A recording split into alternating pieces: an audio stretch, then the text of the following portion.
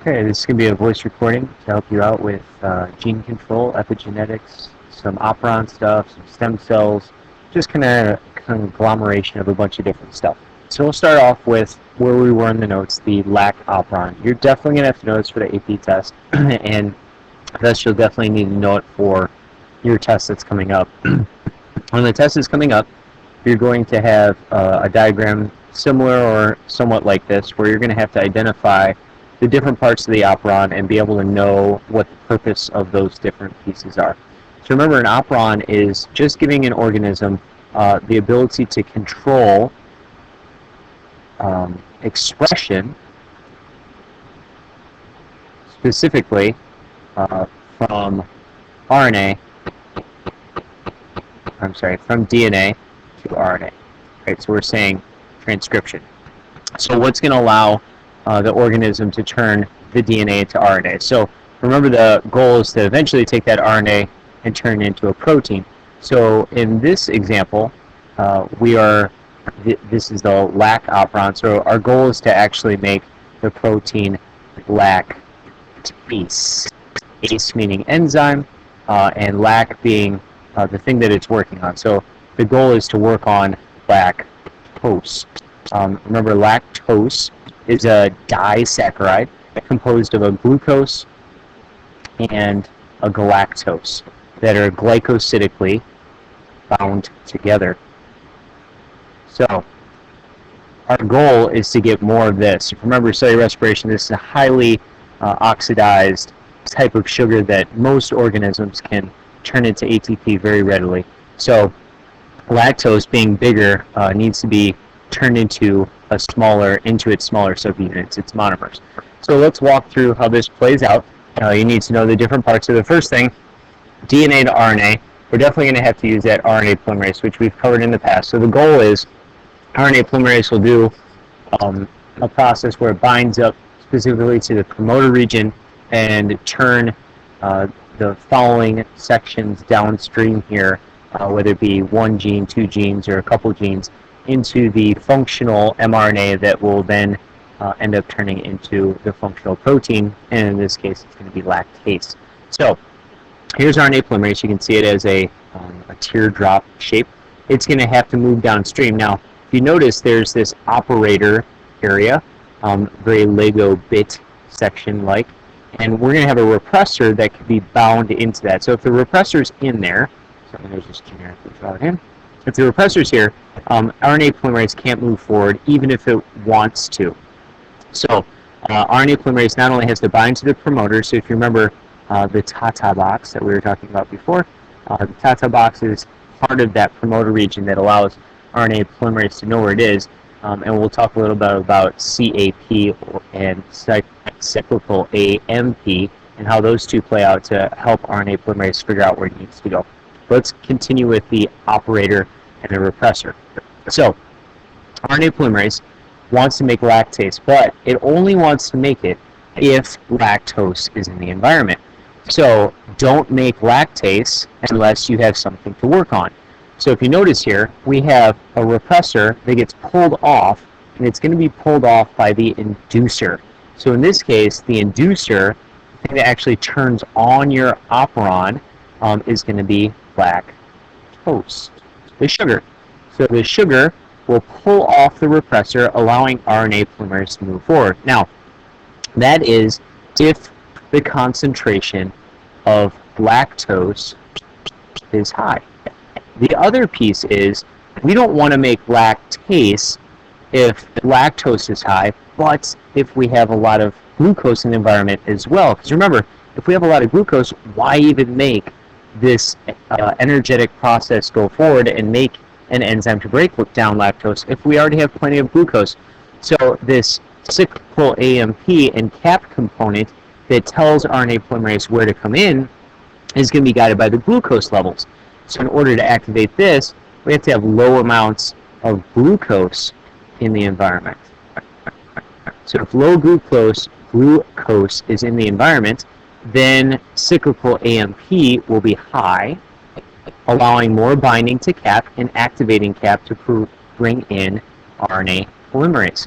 So in order to turn on this scenario, you would need high amounts of lactose and low amounts of glucose. Flip any of these and you turn it off completely. So if we have high amounts of glucose, that would be off. If we have low amounts of lactose, that would be off. Flip any of them would obviously turn it off. It has to be in exactly what we have set up here.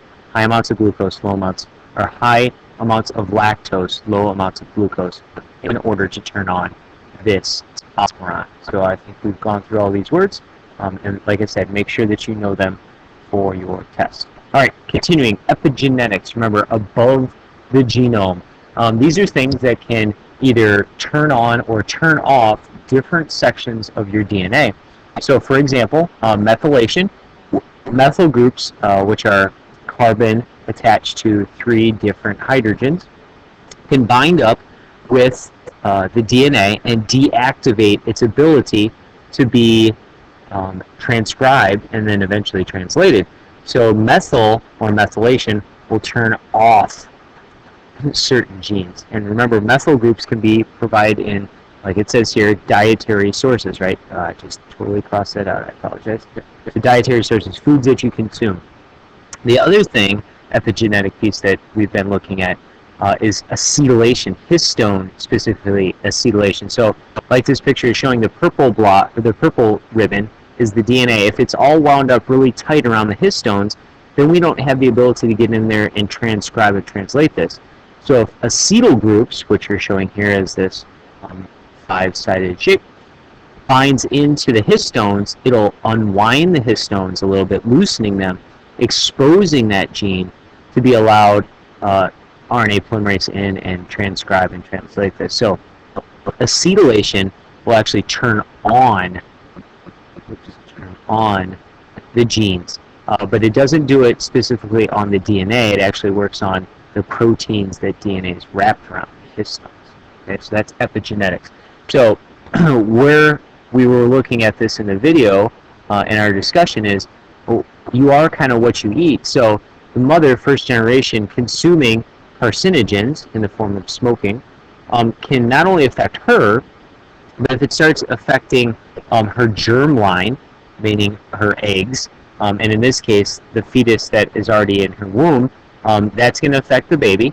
But then the baby, even at this time, is starting reproductive cells in their infancy state of production. So that's going to also affect the third generation. So your grandma and grandpa also affected who you are, not just your parents giving you each half their genes. This epigenetic connection is a big part of it as well. All right, moving on. So let's look at this. This is RNAi, RNA interference. So the way this works is like the COP thing that we watched, where we have dsRNA standing for double-stranded RNA. And remember, this is commonly found in viruses. So this COP system, right, where the police officer finds things that are fishy and destroys them, is all based on finding accidentally duplicate piece scenarios, like double-stranded RNA, and then chopping it up.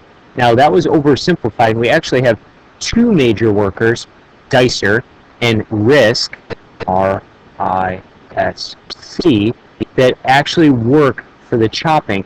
So Dicer will find dsRNA and it'll chop it. And when it chops it, it makes siRNA, which stands for small interfering RNA. Now this ends up being the template that our RNA complex that is going to chop up our bad mRNA will use. So RISC ends up being the one that's going to go after our bad mRNA complexes, because we're going to stop it not at the DNA level, we're going to stop it before it gets to a protein. So RISC uses those siRNAs to figure out which mRNA floating around in the cell is bad mRNA. And when it finds it, it chops it all up into little teeny tiny pieces. So the application of this for medicine is, if you have any disease that produces a bad protein, All we have to do is make a figure out what the gene is, obviously. So we're going to go backwards and figure out what the DNA is that codes for that bad gene, and then we just make kind of like a mirror image copy of that gene and put it back into you at the source, hopefully, or wherever that issue is, and then we let Dicer do its course, and we let RISC do its course, and when it does that, anything that looks like that mirrored copy DNA will be destroyed. So, if you have something that's making, for example, like we were talking about Huntington's disease, if we have something where it's making the bad protein Huntingtin, Tin, in Huntington's disease, this is a bad protein that builds up.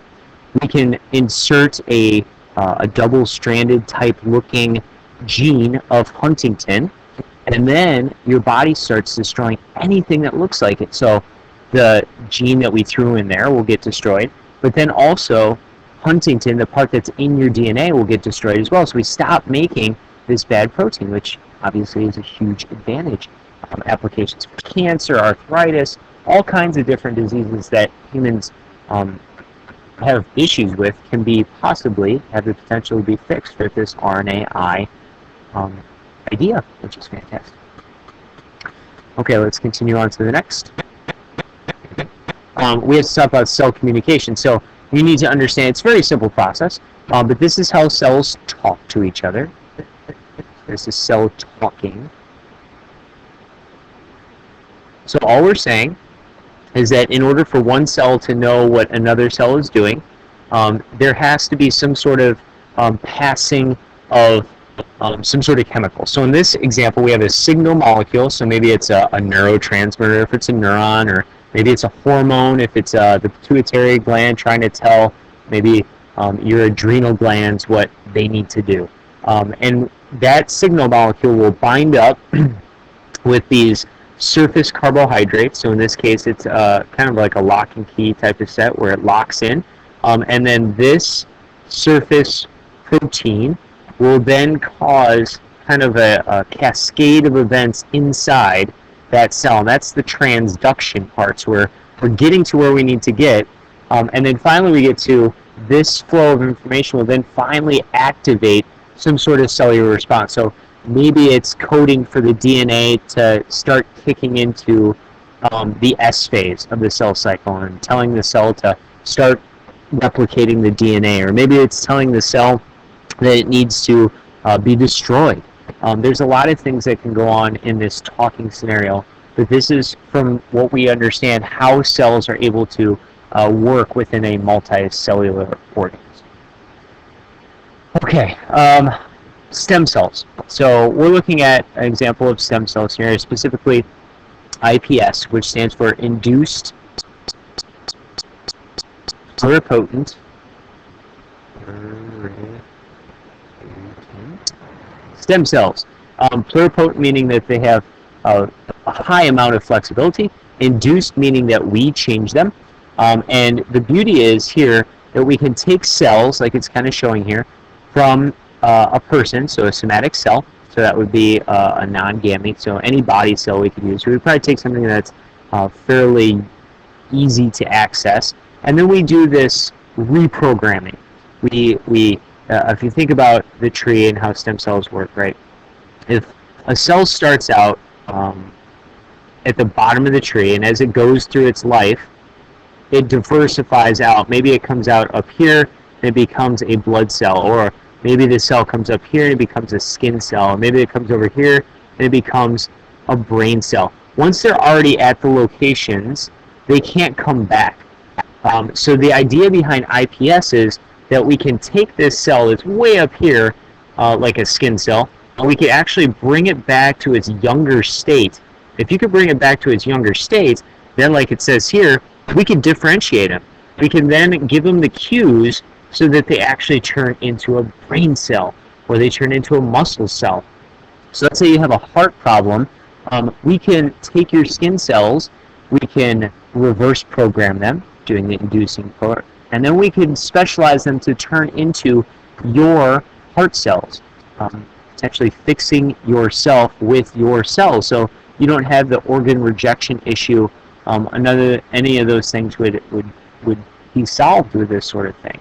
And then, as it's kind of showing you here, we can screen for different types of drugs with that. We can check out how your body's responding to different things without it actually getting put into you and you feeling those adverse effects. Now, we did talk about this as well, and this is something of note that we need to make sure we understand. And this is a somatic cell nuclear transfer. Basically, we're talking about cloning, right? So you could take a cell from the tissue donor. So maybe we take a cell right off this sheep here, and we put it in a petri dish. And those cells, since they're somatic cells, will be diploid. So it has all the DNA from this original sheep. So we're going to take that nucleus out, like it says here. So just the nucleus, and we're going to take the egg from some sort of a female of the same species, and we're going to take out its nucleus. And then you take this nucleus from this sheep, and we put it inside this egg that doesn't have a nucleus anymore. So now we have a diploid egg. Basically, it's very much the same as a zygote, right? But it has not been fertilized. It's just a diploid starting cell. I give it some shock and some chemicals, and eventually it starts growing, right? So once it gets into this ball of cells that we would call an embryo, like we kind of said in class, it's kind of like a hollow ball of cells with a little bit of pocket to it. And these cells up here are those embryonic stem cells that are pluripotent. They have the potential to turn into all kinds of different things. But in this case, since we're doing full somatic cell nuclear transfer and making a clone, we would then have to take this embryo and put it into some surrogate mother. It could be this female that donated the egg.